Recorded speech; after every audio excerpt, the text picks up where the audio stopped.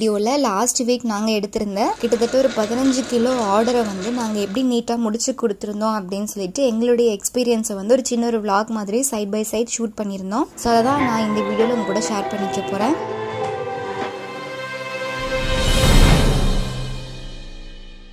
15 kilo order பாத்தீங்கன்னா ஒரு நிறைய கஸ்டமர்ஸ் கிட்ட இருந்து வரல. ஒரு கஸ்டமருக்கு வந்து 13 கிலோ கிட்ட நாங்க செஞ்சிருந்தோம். இன்னொரு கஸ்டமருக்கு வந்து 2 கிலோ கிட்ட கொடுத்திருந்தோம். சோ ஃபர்ஸ்ட் கஸ்டமர் பாத்தீங்க அப்படின்னா 2 kg கேக். இது ஆக்சுவலி வந்து ட்ரஃபிள் கேக் வந்து 1.5 kg இருந்தது. அதுல ஃபாண்டன் ஒர்க்ஸ் எல்லாமே பண்ற மாதிரி இருந்துச்சு. சோ என்டையர் கேக்னுடைய வெயிட் வந்து 2 கிலோ. அடுத்து 13 கிலோக்கு பாத்தீங்க அப்படின்னா ஒரு 200 கப் கேக்கும் ஒரு 3 கிலோ அளவுக்கு பர்த்டே கேக்ஸும் நாங்க செஞ்சிருந்தோம். சோ இது எல்லாத்தையுமே நாங்க ஒரே நாள்ல தான் முடிச்சு கொடுத்திருந்தோம். சோ நான் எப்படி பிளான் பண்ணிருந்தேன்னு பாத்தீங்கன்னா முன்னத்து நாளே வந்து நல்ல ஸ்பாஞ்ச் நீட்டா பேக் பண்ணி எடுத்துட்டோம் அப்படின்னா நெக்ஸ்ட் டே மார்னிங் வந்து நல்ல பொறுமையா ரிலாக்ஸா வந்து நம்ம ஐசிங் ஒர்க்ஸ் எல்லாமே பண்ணிக்கலாம் அப்படின்ற மாதிரி நான் பிளான் பண்ணி வச்சிருந்தேன். பட் முன்னத்து நாள் நைட்டு பாத்தீங்கன்னா ஒரு 7 மணிக்கு போல நான் கன்ஃபெக்ஷனரி வந்து போயிருந்தோம். 7 o'clock எல்லா இன்கிரீடியன்ஸும் மெஷர் பண்ணி எடுக்கும்போது கரண்ட் வந்து சடனா அது போயிருச்சு.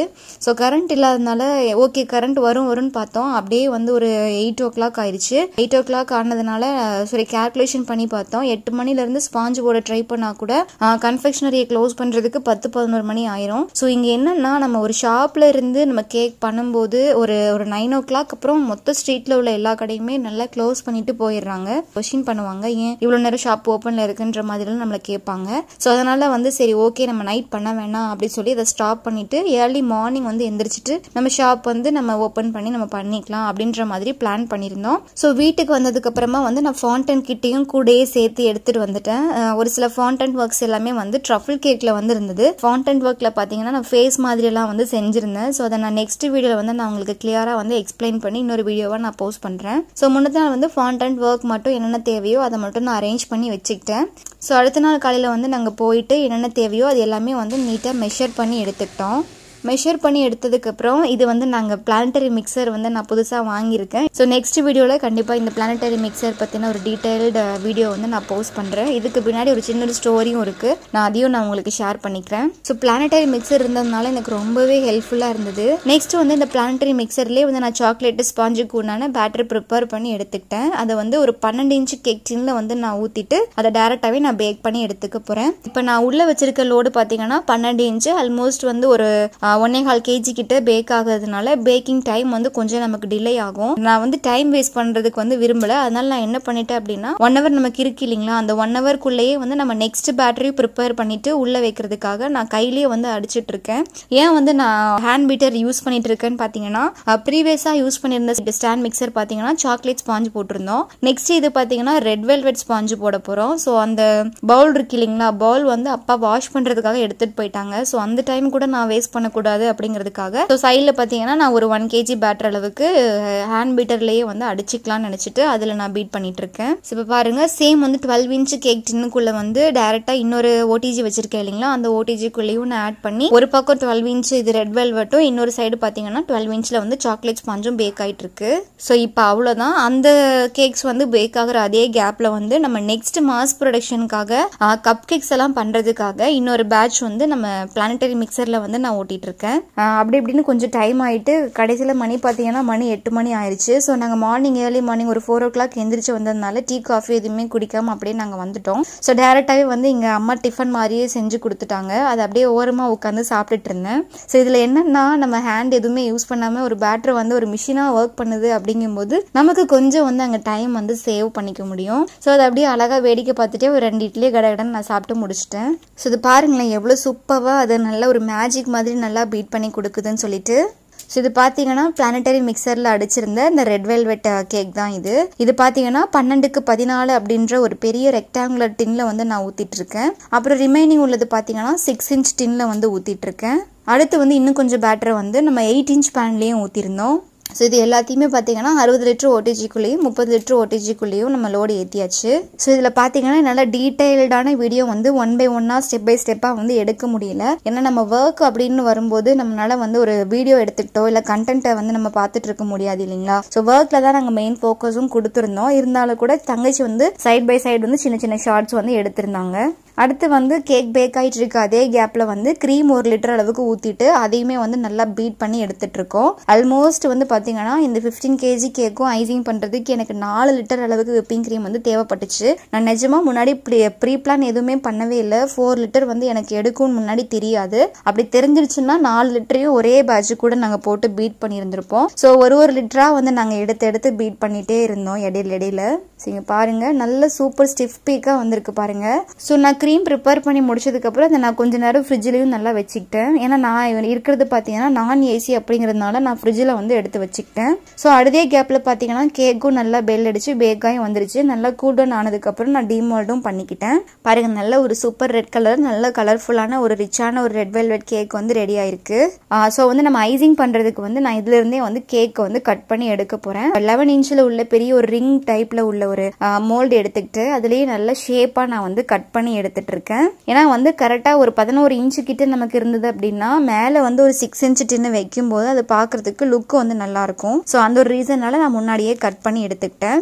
ஸோ கீழே பாத்தீங்க அப்படின்னா நமக்கு ஒரு 11 இன்ச்சும் மேல பாத்தீங்கன்னா ஒரு 6 இன்ச்சும் வந்து மெர்ஜ் ஆகும்போது நமக்கு ஒரு 2 டயர் கேக் ரொம்ப சிம்பிளா நீட்டா கிடைக்கும். அது போக நம்ம ரிமைனிங் இருந்திருந்த அந்த ரெட் வெல்வெட் கேக் எல்லாம் இருக்கு இல்லைங்களா அதை ஃபுல்லாவே நல்லா உதுத்து விட்டு எடுத்துக்கிட்டோம். ஏன்னா எங்களுடைய ஆர்டர் பாத்தீங்க அப்படின்னா ஆக்சுவலி நாங்க கப் கேக்ஸ் மாதிரி பிளான் பண்ணிருந்தோம். பட் கஸ்டமருடைய ரிக்வயர்மெண்ட் எப்படின்னா குட்டியான ஒரு ஜார் கேக்ஸ் கான்செப்ட்ல கொடுத்துருங்கன்னு சொல்லி அவங்க சாம்பிள் மாதிரி ஷேர் பண்ணிருந்தாங்க. ஸோ அதே மாதிரி அவங்களுடைய ரிக்வயர்மெண்ட்டுக்கு ஏத்த மாதிரியே நாங்களும் வந்து ஐசிங் பண்ணி கொடுத்துட்டு இருக்கோம். ஸோ இது பாத்தீங்கன்னா ஒரு ஜார் கேக்குமே வந்து எக்ஸாக்டா வந்து 60 கிராம் கிட்ட பிடிச்சிருந்துச்சு. நம்ம அந்த கப் இருக்கு இல்லைங்களா கப்புனுடைய வெயிட் எல்லாமே நம்ம லெஸ் பண்ணோம் அப்படின்னா உள்ள நம்ம ஃபில் பண்ணிருக்கிறது வந்து 50 கிராம் கிட்ட வரும். 50 கிராம் அப்படிங்கிறது நமக்கு என்டையர் கேக்காவே கிடையாது. நம்ம உள்ள ஆட் பண்ற அந்த கிரீம் ஃபில்லிங் அப்புறம் அதுல நம்ம கொடுக்குற அந்த ஸ்பாஞ்சு அதுக்கப்புறம் சுகர் சிரப் இது எல்லாமே சேர்த்து தான் வந்து நமக்கு 50 கிராம். ஸோ இது மாதிரியே நாங்க வந்து எல்லா கப் கேக்ஸையும் 1 by 1 வந்து நாங்க நல்லா ஐசிங் பண்ணி 1 by 1 வந்து நாங்க ஃபில் பண்ணி எடுத்துட்டு இருக்கோம்.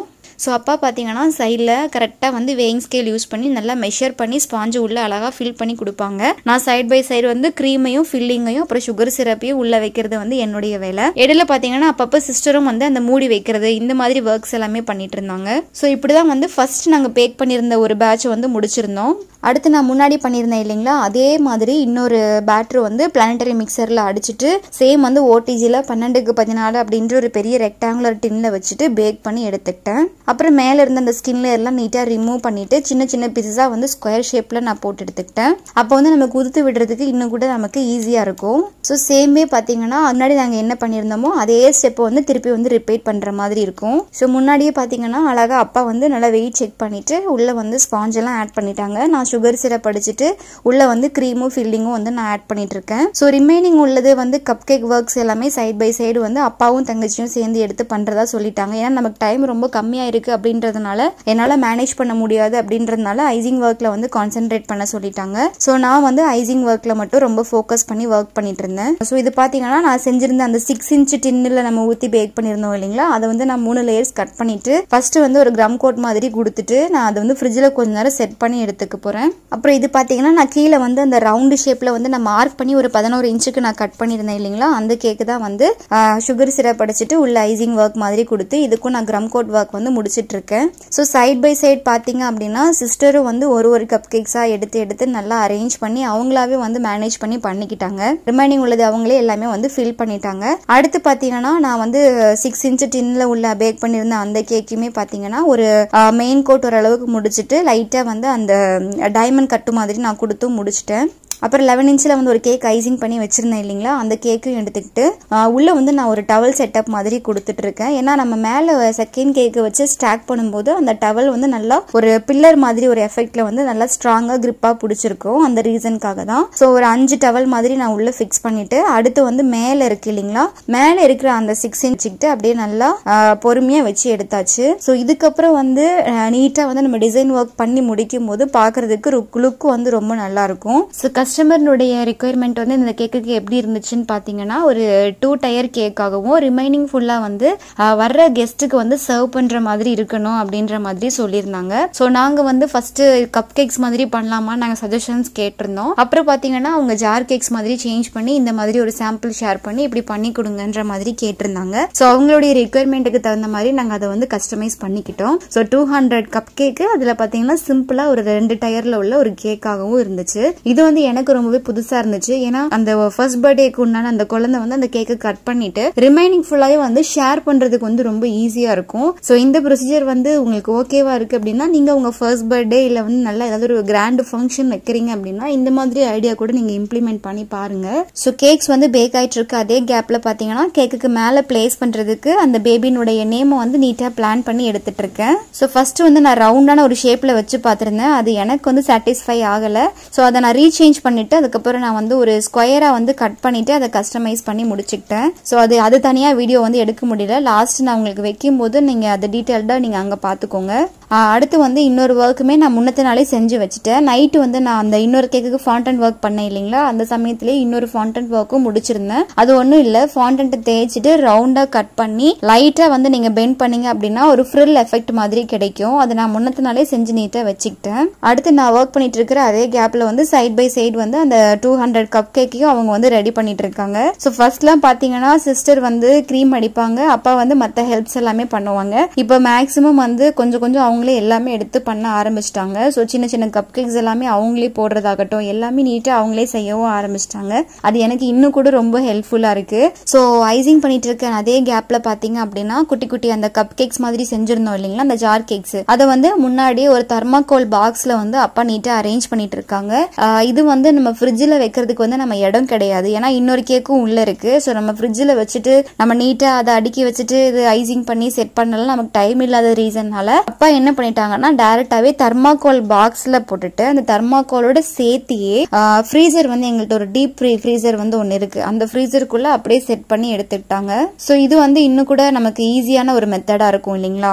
டைரக்டாவே ஃபுல் பேக்கிங் முடிச்சதுக்கு அப்புறம் நம்ம டீப் ஃப்ரீசருக்குள்ள கொண்டு போய் போட்டோம் அப்படின்னா நல்லா சில்னஸோட நல்லா மெயின்டைன் ஆகும். நம்ம கேக் எடுத்துட்டு போகும்போதும் அந்த டிஸ்பிளேல வைக்கும் போதும் சில்லா வந்து சாப்பிட முடியும். ஏன்னா நமக்கு வந்து அட்லீஸ்ட் ஒரு கேக்கை ஃப்ரெஷ் கிரீம் கேக் மாதிரி நம்ம செய்யும் போது குறைஞ்சது ஒரு 2 மணி நேரமாவது ஃப்ரிட்ஜ்ல இருக்கணும் இல்லைங்களா, இல்ல ஒரு 3 மணி நேரமாச்சும் இருந்தா நல்லா சாப்பிடும் போது சில்லா இருக்கும், ஒரு ஜூசியான ஒரு பிளேவரோடையும் வரும், ஒரு சில்லான ஒரு பிளேவர்ல நல்லா மாய்ஸ்சரா இருக்கும். ஆனா நமக்கு டைம் ரொம்ப கம்மியா இருக்கிறதுனால வேற ஆப்ஷனே இல்ல, பாக்ஸ்ல போட்டுட்டு அதை திருப்பி கொண்டு போய் ஃப்ரீசர்ல லோட் பண்ணாதான் நமக்கு கரெக்டா வரும். சோ அந்த மாதிரி ஐடியா பண்ணி ஒரு பேட்சா வந்து அவங்களே ரெடி பண்ணி ஃப்ரீசருக்குள்ள கொண்டு போய் லோட் பண்ணிட்டு இருந்தாங்க.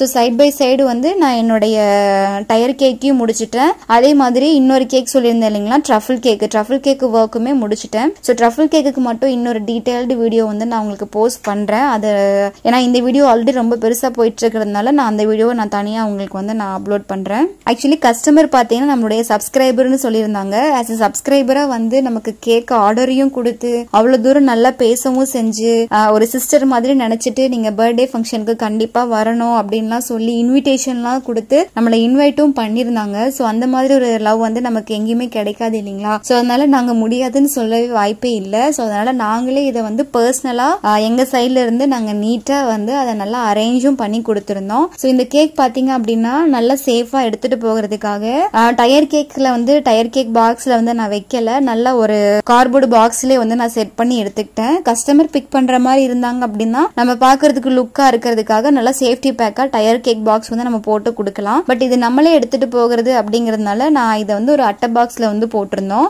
அப்புறம் நாங்க வந்து ஒரு கேப் புக் பண்ணிட்டு நாங்க எல்லாத்தையும் நீட்டா எடுத்துட்டு போயிட்டு அங்க மண்டபத்திலே வந்து நீட்டா அசம்பிள் பண்ணி கொடுத்திருந்தோம். நாங்க போகும்போது தான் வந்து ஒரு கெஸ்டா வந்து வந்துட்டு இருந்தாங்க. ஆல்ரெடி கொஞ்சம் பேர் இருந்தாங்க, போகும்போது 1 by 1 வந்து ரீச் ஆயிட்டே இருந்தாங்க. சோ சைட்ல பாத்தீங்க அப்படின்னா அந்த பேபி கேர்ள் பாருங்க நல்ல ஒரு டால் மாதிரி ரெடி ஆகி ரொம்ப கியூட்டா இருந்தாங்க. அதே மாதிரி பேக்ரவுண்ட் பாருங்க, பேக்ரவுண்ட் வந்து நம்ம செஞ்சிருந்த அந்த கேக்குக்கு ரொம்ப ஆப்டா செட் ஆயிருந்துச்சு.